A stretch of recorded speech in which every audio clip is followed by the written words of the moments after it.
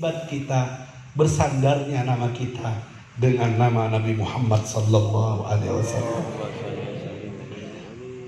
Maka dari itu al-farah, bahagia di bulan maulidnya, mensyukuri kelahirannya, bahagia anugerah yang Allah berikan terbesar kepada kita berupa maulid Nabi hari Senin, karena Nabi tahu betul hadirnya dia ke dunia anugerah besar untuk umat manusia, sehingga dia syukuri setiap hari Senin dengan puasa.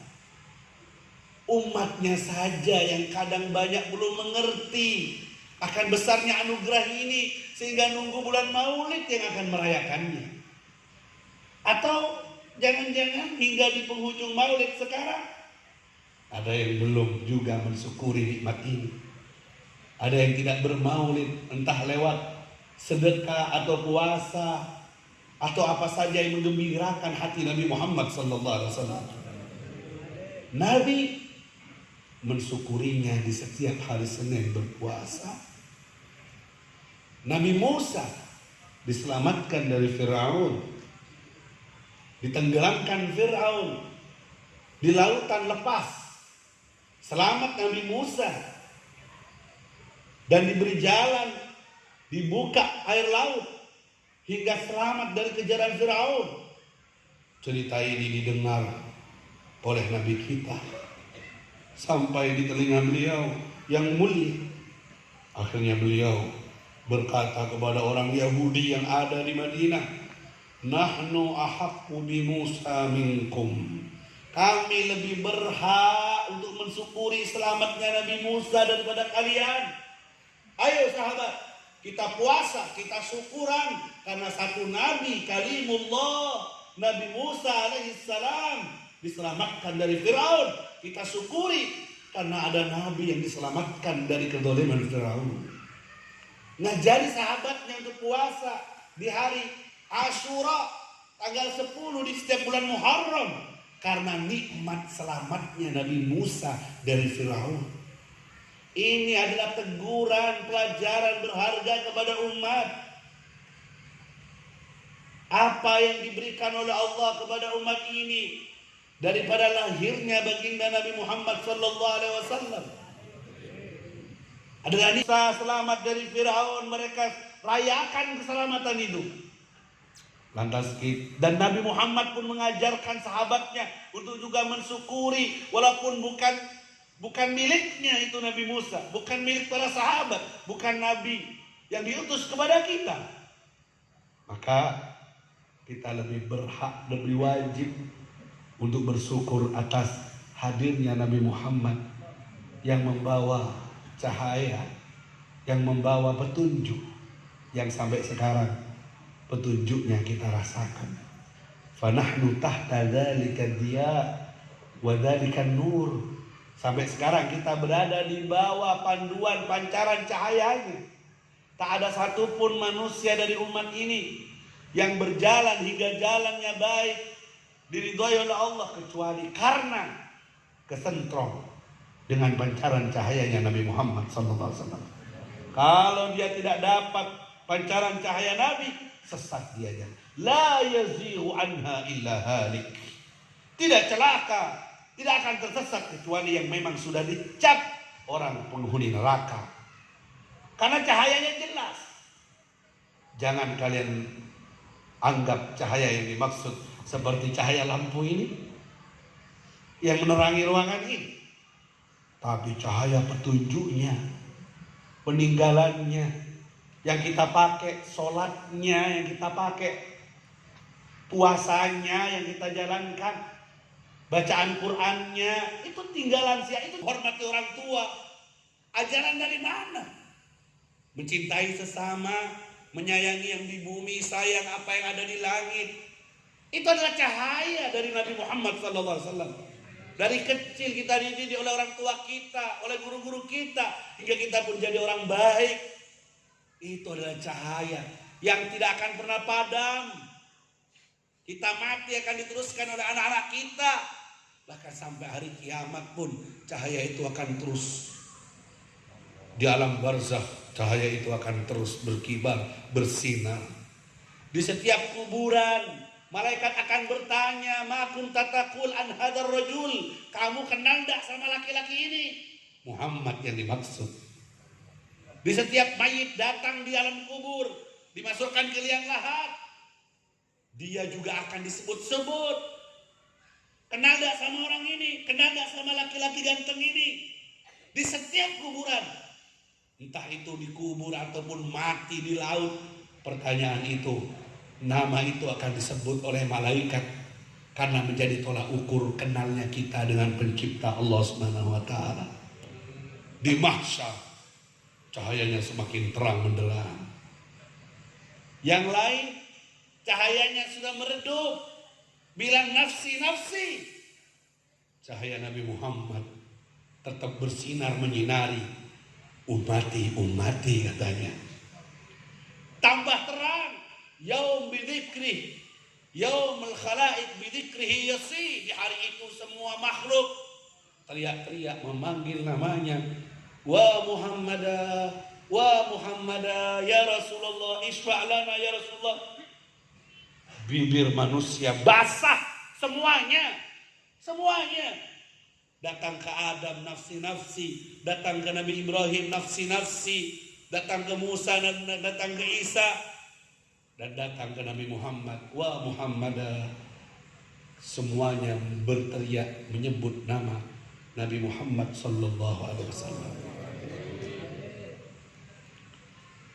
Ahlul kafara, ahli kufur, ahlul fajr, ahli maksiat, yang di dunia tak pernah nyebut nama Muhammad, yang di dunia tidak punya sambungan dengan Rasulullah, yang disebut hanya nama bosnya aja tiap hari, yang disebut hanya nama anaknya aja, ketersayang, istrinya, terkasih, tapi putus sambungannya dari Rasulullah.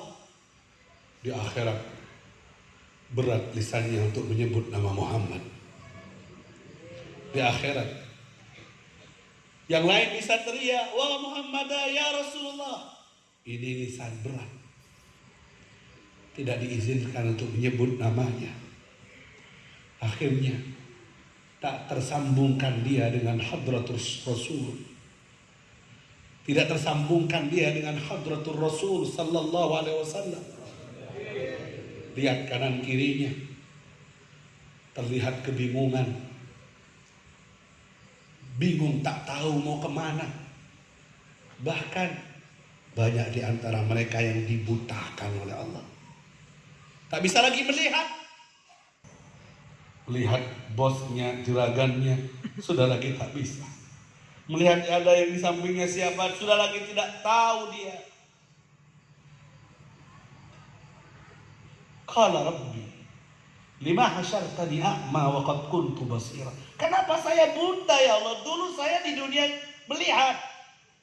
Kadzalika atatka ayatuna fanasitaha wa kadzalika al-yawma tunsa. Kamu dulu merupakan ayat-ayatku, dan ayat terbesarku adalah munculnya Nabi Muhammad sallallahu alaihi wasallam. Ayat terbesarku, tanda kebesaranku yang paling agung adalah lahirnya Nabi Muhammad. Kau buta, kau tak dengar kabar, kau kiblatkan hatimu kepada orang kafir, kau turuti mereka, kau idolakan mereka, dan kau tinggalkan kekasihku. Kau buta dengan nabiku, dengan kekasihku. Sekarang kau dibutakan, tak bisa kau melihatnya, tak bisa kau dengar suaranya, bahkan tak bisa kau mengucapkan namanya, karena di dunia kau tak pernah mengucapkannya. Kemana? Siapa mau dipanggil ya? Siapa lagi yang mau dipanggil? Sedangkan semua Muhammad, Muhammad, Muhammad, Muhammad. Sampai ke sorga pun Muhammad, Muhammad, Allah Muhammad. Qawaimul arsh, tiang-tiang arsh Allah Muhammad. Dinding-dinding sorga Allah Muhammad, Muhammad, semuanya. Orang ini tak bersambung saat di dunia. Akhirnya menyesal, menggigit jarinya, dan keputusannya Allah kepada mereka harus menerima balasan. Kau tinggalkan kekasihku, dan kau tukar dengan orang-orang yang tak pernah sujud kepadaku dari orang kafir ataupun fasik yang lainnya, maka kau diharamkan untuk melihat dan memandangnya. Sifli alil jannah, sifati kepadaku tentang kenikmatan-kenikmatan sorga. Yuqalu lahu, dijawab, fiha Muhammad, di sorga ada Nabi Muhammad. Kenikmatan yang lain, mana bidadarinya? Mana makanan lezatnya? Mana buah-buahan segarnya? Mana air susunya? Mana air madunya? Mana kenikmatan yang lain? Tak disebutnya. Dia hanya menyebut fiha Muhammad, di sorga ada Nabi Muhammad sallallahu alaihi wasallam. Karena perayaan hari raya ahli sorga, ketika bersama dengan Nabi Muhammad digiring menghadap Allah, rombongan mereka bersama nabinya, duduk dekat dengan nabinya, digiring untuk menatap indahnya Allah. Lilladzina ahsanul husna wa ziyadah, mendapatkan tambahan yang dimaksud dapat memandang Allah Subhanahu wa taala. Kalian yang Allah telah memuliakan kalian menjadi umatnya, kalian yang hadir di sini dan sudah dipilih untuk disambungkan ke Rasulullah lewat sholawat yang kalian baca dan lewat at-taubah ini, syukuri nikmat ini, rawat dan jaga dan bawa sampai mati. Jangan mau ditukar dengan yang lainnya. Kalian sudah berada dalam rombongan yang suci. Kalian sudah berada dalam garis yang akan membawa kalian sampai ke hadratul Rasul sallallahu alaihi wasallam. Jangan kalian tukar dengan lainnya. Jangan kalian tukar. Persiapkan mata, batin, dan zahir kalian untuk memandang wajahnya. Kita akan jumpa dengan dia. Bahkan sebelum ke sorga, aku tunggu kalian dalam telaga Kautsarku. Ana faratukum alal haud. Aku tunggu kalian di telaga Kautsarku. Aku akan tunggu kalian di sana. Jangan cari jalan lain. Jangan ditukar dengan yang lain. Jangan kotori mata kalian dengan maksiat. Apa yang kalian lihat dari handphonenya ataupun isi televisinya, jika itu datangkan murka Allah, maka jika kalian menikmatinya, jika kalian mengikuti dan mengidolakannya, itu akan menyebabkan kalian buta di akhirat, tak lagi bisa mandang. Dan yang buta tak bisa melihatnya, celaka dia. Sesuai dengan hadisnya, al-wail man lam yarani yaumal qiyamah. Celaka orang yang tak melihat wajahku di hari kiamat. Jangan ditukar. Murahan, godaan dari handphone, dari teman, dari gambar, dari video, dari apa yang kalian lihat. Maksiat mata ini akan membuat buta di hari kiamat. Na'udzubillah.